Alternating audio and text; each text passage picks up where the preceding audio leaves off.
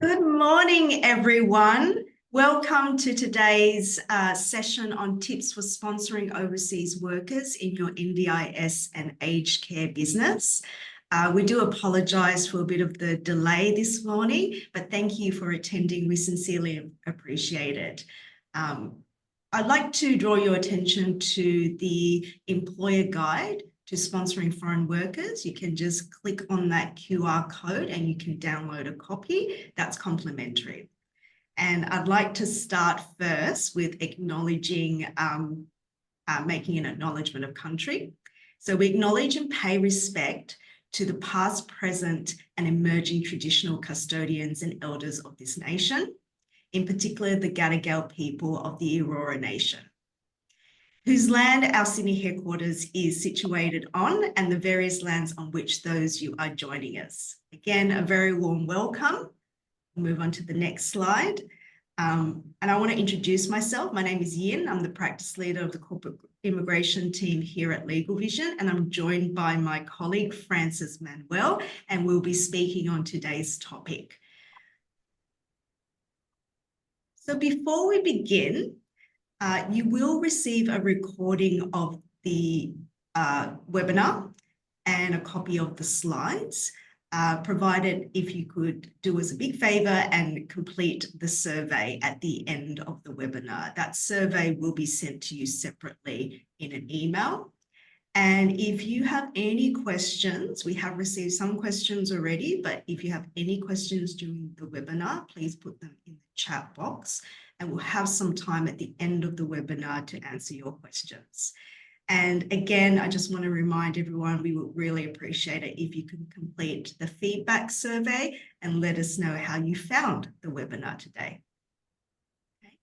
So just a little note as well, if you are registered for this webinar and do attend this webinar, you will receive a complimentary consultation to discuss how your aged care or NDIS business can sponsor foreign workers, and for us to provide a strategy plan pathway for you. You would just need to complete the survey and then request that you'd like to claim a complimentary consultation within 48 hours of attending this webinar. So we have quite a lot that we're going to talk about today, and we will certainly cover some of the priority points. So first off, a bit of a summary of why there is such a demand in the market at the moment for the skills that are apparently lacking. We will also talk about some factors that influence employer-sponsored pathways, and then discuss a comparison between the employer-sponsored nominated pathways and labour agreements. And obviously, what are the advantages and disadvantages of both? And then we'll discuss the benefits of a labour agreement, and we'll have some time for question and answers. I just want to make a note that the session today is very much for informational purposes. It isn't designed to provide complex or in-depth legal advice. Obviously, if you are an aged care or NDIS provider that wants to explore your pathway to sponsor foreign workers, we do offer that complimentary consultation where we can undertake a more in-depth assessment on your behalf. So if you operate in this industry, and we have a variety of clients from aged care, residential facilities, NDIS registered providers, a hybrid of both, providing in-home care services to purely aged clients or disabled clients, we understand, and you would understand, that there is a significant demand in the market for carers, registered nurses, and all types of skills and occupations that typically work in these industries. And there's obviously the demand based on our aging population, our increase of that aging population, and the lack of additional aftercare once these patients reach these stages in their life as well. So even though there is a huge competition in terms of there's many aged care residential facilities, there's many NDIS registered providers now. That doesn't seem to alleviate the demand that continues to be prevalent. And particularly then because of the specific services that are required, it's becoming even more difficult to attract and retain those types of workers in the Australian local labour market. So as you can see, the demand is due to double and increase significantly in the periods between 2049 to 2050.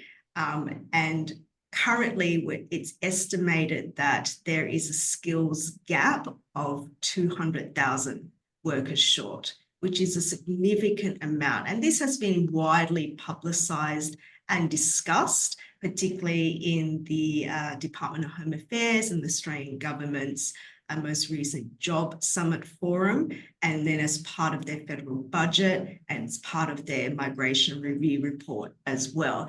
And it has identified that organisations in the healthcare sector, such as aged care facilities, NDIS providers, are struggling to attract, retain, and source suitable carers for their business, because these professionals undoubtedly attend your client's home and residence to provide those essential cares. And there is significant challenges to also source qualified registered nurses as well.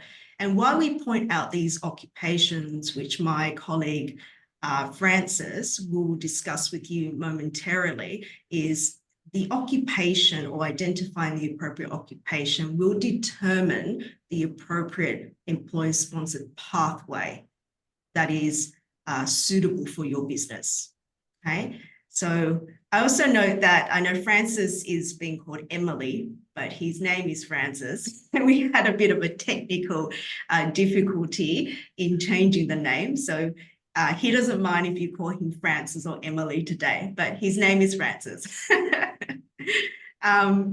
So we'll move on to the next slide. Thanks, Yin. And I'll hand it over to my colleague, Francis. Thanks, Yin. So in this webinar, we will explore two categories of pathways in sponsoring workers for your aged care or NDIS business. The first one is the standard employer-sponsored and nominated pathways, which include being an approved standard business sponsor for the 482, 494, and 186 visas. The second pathway is via labor agreements, where we will be discussing three types of labor agreements, such as the CSLA, the ACLA, and the DAMA.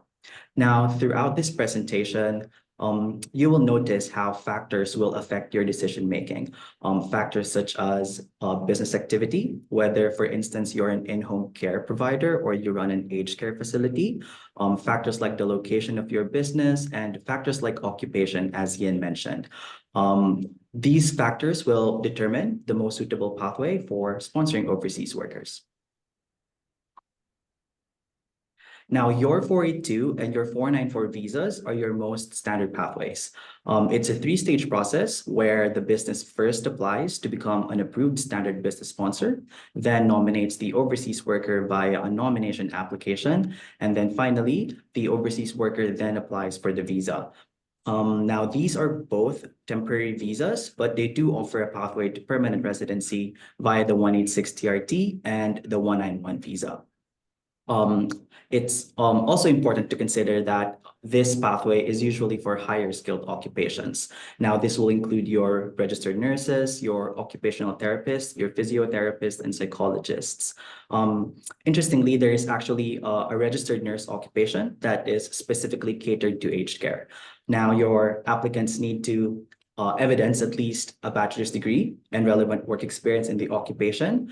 The relevant work experience does not have to be in Australia, but it can be work experience also obtained overseas. And applicants also need registration and licensing with the relevant body in Australia. So, for example, registered nurses need at least limited or provisional registration with APRA for a 482 and maybe a 494 visa. But please be mindful as well that The 494 visa requires a skills assessment, and that the criteria for the visa may not be the same for the skills assessment. Now, if overseas workers are interested in a quicker pathway to permanent residency and the business is willing to support them in this process, then the 186 direct entry pathway could be an attractive option.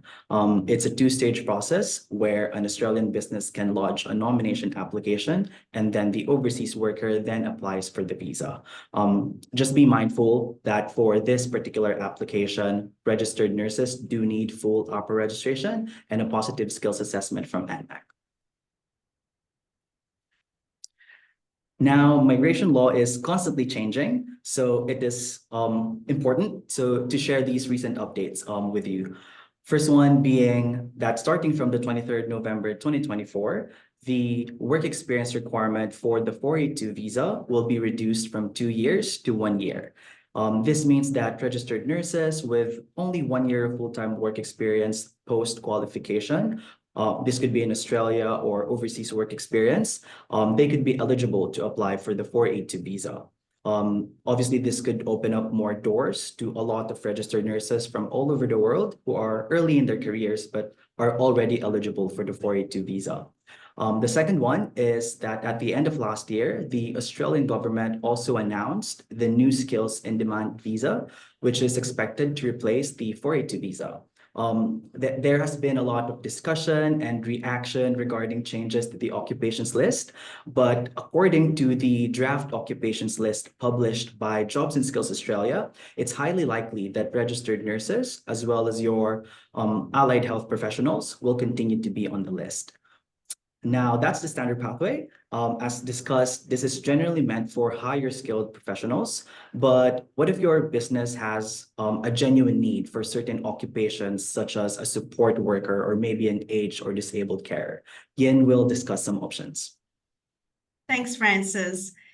And following on from what Francis has said, where he discussed the standard sponsorship pathway, where you are utilizing the traditional, in quotation marks, subclass 482 and 494. And then obviously the subclass 482 will have a pathway to permanent residence via the 186, and that can be under direct entry or temporary residence transition stream. And similar with the 494, it will have a pathway to permanent residency. It is common for businesses to be an approved business sponsor and also have a labour agreement. And they may have also a number of different labour agreements, which I will discuss momentarily. So it will depend on the nature of your business's activity, what types of occupations you want to sponsor, what's the objective, what's the goal. So going on to the next slide, where we'll talk about labour agreements, we will be discussing at a fairly high level, the company-specific labour agreement, aged care industry labour agreement, and the designated area migration agreement, or otherwise known as DAMAs. The labour agreements are specific in terms of when we discuss them, they're utilised where the standard employer-sponsored pathway is not available to a business. So in some respects, a business can use the standard business sponsorship pathway to sponsor registered nurses, allied health, because those are eligible occupations on the list. But where there isn't an eligible occupation, then the business may have to consider an appropriate labour agreement. And there are some key features or common features of each labour agreement in that they will typically utilise the subclass 482 or 494 or 186, but on the terms and concessions and conditions stipulated in that relevant labour agreement. A labour agreement is a contractual agreement, so it operates very differently to a business applying to become a standard business sponsor, where it is an application to the Department of Home Affairs. The labour agreement is actually a request to enter into a contractual agreement with the Department of Home Affairs. which essentially is a tripartite agreement between the Minister of Immigration and Multicultural Affairs and the Minister of Employment and the actual Australian legal entity as well.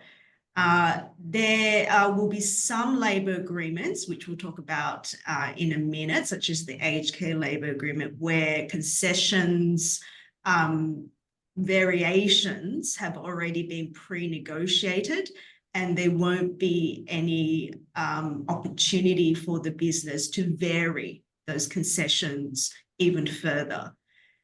And the commonality between them all is that they will all, once approved, be approved for a period of 5 years. They typically will require an Australian business to be in operation for at least 12 months, and that they will need to have an extremely strong business case to demonstrate why they need that labour agreement. So this is more in terms of hierarchy here, in that the company-specific labour agreement is more complex. Then you've got your industry specific labour agreement, which is your aged care labour agreement, and that will already have terms and conditions already stipulated, pre-negotiated, and has already recognised that there is a need and demand in that particular sector. And then you've got your DAMAs, which have already been, again, pre-negotiated by the relevant regional development area body. And as a result, they've already pre-negotiated terms and conditions as well. So that's just a high-level overview of each labour agreement in terms of complexity and hierarchy as well. So going back to the next slide, discussing the company-specific labour agreement may be a possibility for some businesses and is suitable for aged care and NDIS registered providers if you operate in that dual capacity. So maybe you are an NDIS registered provider that provides in-home care services, and maybe you also have a residential aged care or disabled care facility. And as a result, you want to be able to sponsor support workers, disabled aged carers to work in those capacity. And as a result, you would need to request a company-specific labour agreement. If you are a business that operates in a designated regional area, a DAMA may also be appropriate as well. We'll talk about that momentarily. The company-specific labour agreement is essentially what it states, in that it is a request to enter into a labour agreement based on the specific needs of the company. So when we're talking about this industry, aged care and NDIS, you can nominate ANZCO occupations up to skill level 4, and it will typically be aged or disabled carer, personal assistant, or nursing support assistant, which is similar to the same occupations you can sponsor under the aged care labour agreement. But there could be a variation of occupations. You could actually have a composite or hybrid occupation that contains duties, tasks, responsibilities across multiple ANZCO occupations. Requesting a labour agreement for a composite ANZCO is really difficult and challenging. And again, that business case would need to be sufficiently and substantially strong. And the business case that you provide is very much undertaken and prepared on a case-by-case basis as well. So company-specific labour agreement can definitely assist you if you operate a hybrid business activity. And it may also assist if the actual occupation contains duties, tasks, and responsibilities across multiple ANZCO occupations. And as a result, you're having to develop or create your own occupation for the purposes of sponsoring that role in your business. So we'll move on and talk about the aged care labour agreement, which was introduced back in May 2023. And it has since proven quite popular and effective. There is a list of organisations that have been approved for an aged care labour agreement, or actually all labour agreements, and that is contained on the Department of Home Affairs website. The aged care labour agreement is specifically designed, directed, targeted to residential aged care facilities. So it would not be appropriate for businesses that only operate as an NDIS registered provider and they provide the care or the services at their client's residence. This would be for a business that has a facility, they operate that, the care is provided within that facility, which is highly regulated as well. As stipulated, the occupations that can be sponsored are outlined in the slide, and they're the same as what a business can sponsor if they were also to request a company-specific labour agreement as well. So going on to the next slide, there are a number of concessions that have already been pre-negotiated. There won't be any variations to these concessions, such as concessions around salary, concessions around the educational qualifications, the work experience requirement, the English language. But a key requirement before you start this process is you need to engage with the relevant union and enter into a memorandum of understanding.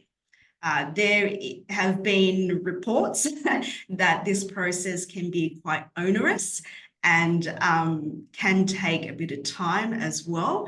But if you're able to successfully enter into that MOU, you'll be able to then undertake the next stage, which is submitting a request for the labour agreement as well. Okay, so the great news about the ACLA, and I guess this is more of a comparison now between the company-specific labour agreement and the aged care labour agreement, is that one, it will target certain businesses. So CSLA will target hybrid.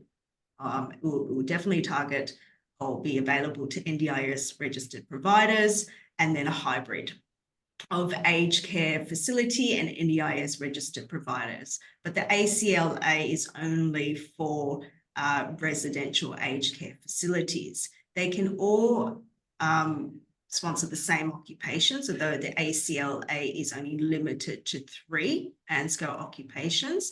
The company specific is not limited to that. And there's already an approved pathway already available for the ACLA. So there is a bit of difference in terms of the skills requirement as well. So as you'll see, the aged care labour agreement doesn't necessarily require post-qualification work experience. It does allow a minimum of an educational qualification of a Certificate 3, or in lieu of that, they can have 1 year of Australian work experience. The CSLA also requires a minimum of an Australian certificate or a comparable certificate 2, or 1 year of Australian work experience. And then the ACLA also allows for direct permanent residence nomination.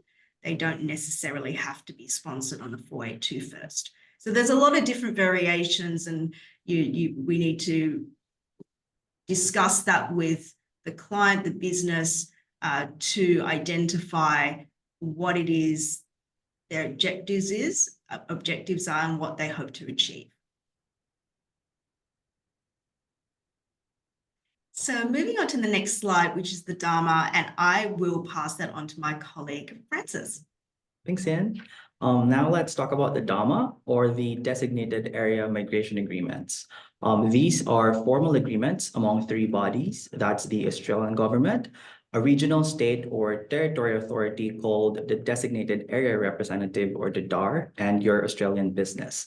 Now, there are 12 DAMAs across Australia, so you need to check whether your business operates in one of these locations. So if your business is not actively operating in any of the applicable regions, then you won't be able to access a DAMA. Some advantages of the DAMA include pre-approved concessions and different occupations per DAMA. Each DAMA will usually have its own occupations list, and it's usually catered to the specific needs of the region. The good news, however, is that all 12 DAMAs include aged or disabled care in their occupation lists and also offer some concessions. Now, be mindful that concessions can vary per DAMA, so you need to check each one. A concession on work experience or age may be different in this DAMA from another DAMA, but there are some similarities, and these are some of the examples. Generally, you would need at least 1 year of work experience versus the standard pathway, which requires at least 2. Applicant would also need a relevant qualification, such as a certificate 3 or 4. If they don't have that, they can prove that they have 2 years of work experience. Applicants are also allowed a relatively lower score in an English exam compared to the standard pathways. And lastly, applicants will have access to permanent residency even if they're 55 years old, compared to the 45-year limit in the standard pathway. Now, entering into a DAMA typically involves a 4-stage process. Typically, your business needs to have been in operation for at least 12 months. However, there are a few designated area representatives or DARs that are open to considering endorsement for businesses in operation for less than 12 months. But you have to be mindful that despite getting a successful endorsement from the DAR, that ultimately the final decision still lies with the Department of Home Affairs. So whether or not they will enter into an agreement with your business.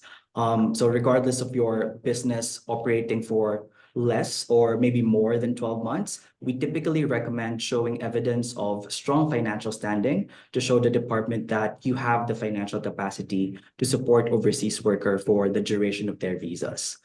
Now, you've heard from Yin when you might consider a CSLA over an ACLA or vice versa. Now, how about a DAMA? When is a DAMA most advantageous? The first step really is to look at the location. DAMAs are specific to businesses located in one of the designated area regions. So if your business is not situated in any of these areas, then you won't be able to access it. But for instance, if you are ineligible for the ACLA because you operate as an NDIS in-home support provider and not in an aged care facility, and your business is situated in any of the designated area regions, then you may qualify for a DAMA. In this scenario, a DAMA could be more suitable than a CSLA because DAMAs already come with pre-approved concessions that are beneficial to both the business and the visa applicants.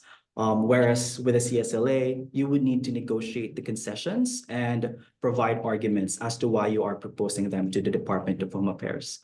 But ultimately, determining the most suitable pathway should be assessed on a case-by-case basis. So we do offer a complimentary consultation to assist you in making a more informed decision for your business. Now to discuss the benefits of labor agreements, let's transfer the mic to Yin. Thanks, Francis. So as previously explained, there are a number of businesses, or there may be a lot of businesses that would access the standard sponsorship pathway and will also request a labor agreement. So it's not uncommon. It will depend on the needs of the business. It will depend on the types of positions, occupations that they need to sponsor, and also whether they need or desire access to specific concessions that are under a specific labor agreement as well. There are a lot of benefits to a labor agreement, although it's not typically a straightforward process. It's also quite a long process as well. Particularly, we're talking about company-specific labor agreements. The other labor agreements, like an aged care labor agreement and DAMAs, may be expedited more beneficially than a company-specific labor agreement. And those are beneficial in that they have already, the terms and conditions have already been pre-negotiated. There's already a recognized need in that industry or in that designated region. So that's often a lot of the benefits with the labor agreement. And if there are specific concessions that the business wants to access, such as concessions to salary, concessions to the experience and qualifications, that might also assist in attracting and retaining the types of workers that you need to sustain your business as well.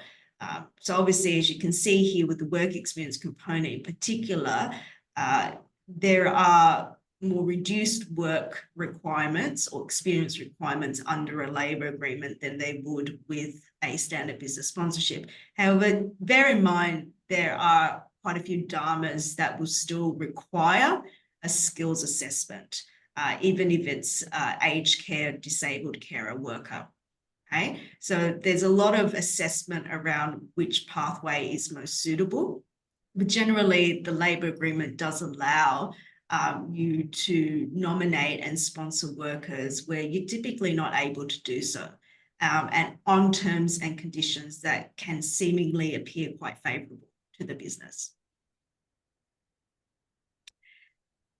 So that brings us to the end of the webinar. And as you can see, there's so much to talk about and not enough time to go into the intricate details of it. But hopefully that's given you a broad general overview of the process if you do operate in this industry of how your business can sponsor foreign workers.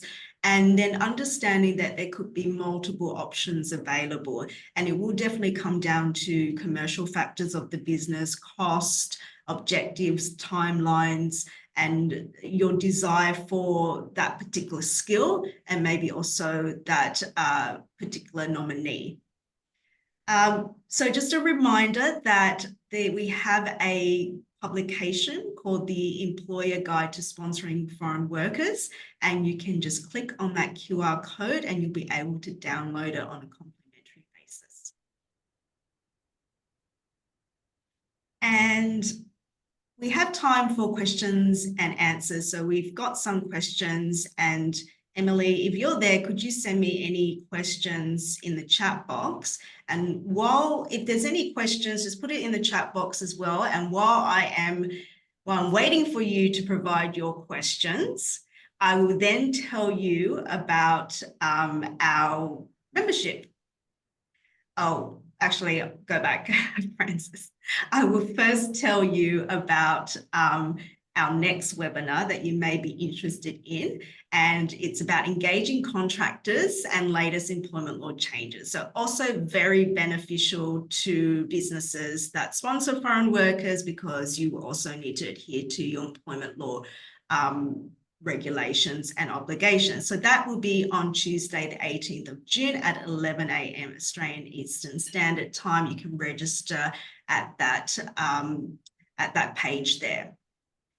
Now, there's a lot of questions coming in. So while that's happening, I'm going to tell you a bit about LegalVision's membership. So LegalVision offers a monthly subscription to access 100+ lawyers across all our practice areas, such as commercial contracts, trademarks, employment law, disputes, corporate, so business structuring advice, tax, and immigration as well. So as a member, you will be able to book in calls with all our lawyers anytime you want for us on an unlimited capacity. You would also be able to discuss your commercial contracts and have them drafted as part of your membership.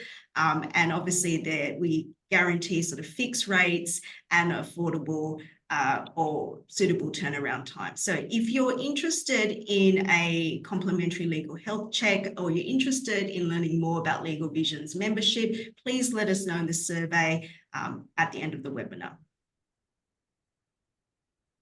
Okay, so I'm going to go through some questions, which is a lot. So I will do my best to get through them all. So the first question is support coordinator role applies on any of these visas as well?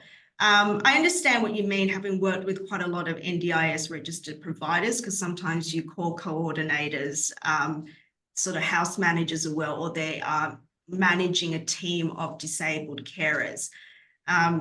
So it first will depend on us reviewing the job description and determining if it falls into a relevant ANSCO occupation. And then from there, we can determine which employer-sponsored pathway would be appropriate. Is it a standard employer sponsorship pathway? Is it under a company-specific labour agreement? Is it under a DAMA? But we've been able to explain that there are, for some organisations, there are different tiers or different levels to their carers. So there's your carers that go in and work at the client's residence, and that there's sort of your higher carers that sort of are coordinators, and they manage, well, don't have manage, but they oversee a house or a team. So it's possible that they could be considered disabled aged carers. How difficult is it to get APRA registration for overseas nurses? That is something a little bit out of my expertise, because that will be depending on APRA, but we've dealt with a lot of overseas nurses, and there would be a pathway if they had studied in a similar jurisdiction, and there'll be another pathway if they have not. So they would most definitely have to undertake tests, examinations again to receive APRA registration, and they may only obtain provisional limited APRA registration, which is fine for some visas. If using a CSLA, do you still need to engage with the relevant union? You do need to undertake stakeholder consultation, so yes, you do. But it's different to an aged care labour agreement in that you actually have to enter into a memorandum of understanding with the relevant union. There's no such requirement for the CSLA, but stakeholder union consultation is required, most definitely. Just gonna, my colleague has done that. Okay, how does the availability of staff affect the value of aged care centres? I don't know if this is an immigration question. I can probably only talk to you from what our clients have expressed to us. And obviously, if there is not enough skilled workers to assist clients, then that business may suffer in that they can't take on any more new clients, or the ratio of carers or nurses to the patients gets wider, and as a result, it extends their capacity to provide effective care. So I think this more is a question for the business, but generally that would be a common scenario. What are the criteria for sponsoring overseas home care nursing assistant workers from India?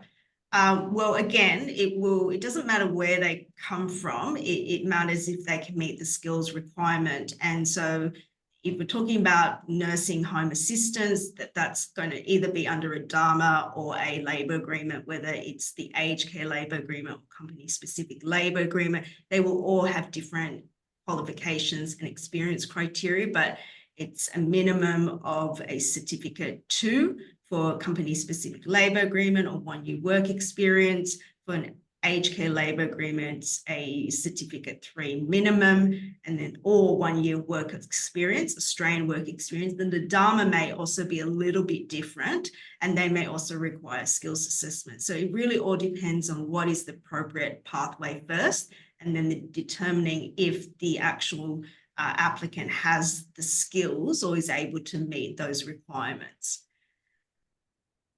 Are there overseas qualifications recognised by the NDIA, or do you mean NDIS? And how long a process is to sponsor professional workers psychologists? Well, first I need to know that means NDIS. And typically a psychologist would have to be APRA registered in Australia. So if they are APRA registered, then their qualifications have been recognised to some extent, or they've had to take an additional examination to obtain that registration or licensing. So that is appropriate.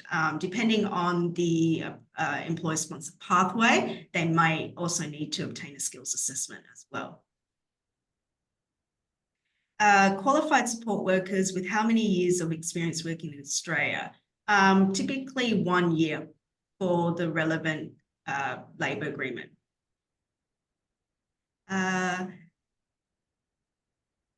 Sorry, I'm just trying to see all the questions here. Just trying to see all the questions here, and they keep popping up.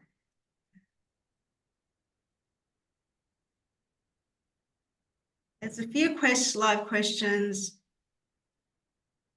Hey, can small NDIS business less than 15 employee get a CSLA? Yes, but that's not a hard yes. I would have to do an assessment and explain the process, explain how you would need to provide a business case, tell you how we can assist with that, and then we can go from there. But there is nothing stopping a small NDIS business if they meet the minimum criteria and they can put forward a strong business case, and that business case is accepted by the Department of Home Affairs to access a company-specific labour agreement. In fact, we're doing quite a few now, and they are very similar in terms of workforce size as well. Does the labour agreement is done between the service provider and the government? It's between an Australian entity, so it has to be an Australian legal entity, PTY Ltd preferably, and the Minister of Immigration and Multicultural Affairs and the Minister of Employment. So we're actually saying the agreement. And there's actually template agreements that you can access online. It will actually show you who the parties are as well. Let me just see if there's any more questions. I think I've answered all the questions. Great. Okay. Well, thank you, everyone. As you can see, there was a lot of questions and there was a lot to cover. And the thing is, there will typically be a lot of questions as you progress with this process as well. So we're here to assist you to navigate that. And to identify the most appropriate pathway for your business that's, ideally cost effective, that's ideally meets your objectives as well. So don't forget that you can claim a complimentary consultation. This is for businesses that operate in the NDIS space or the aged care industry. And if you claim that within the next 48 hours, we'll be able to organise a time with you. So thank you very much for your time, and we appreciate your attendance. Have a wonderful day.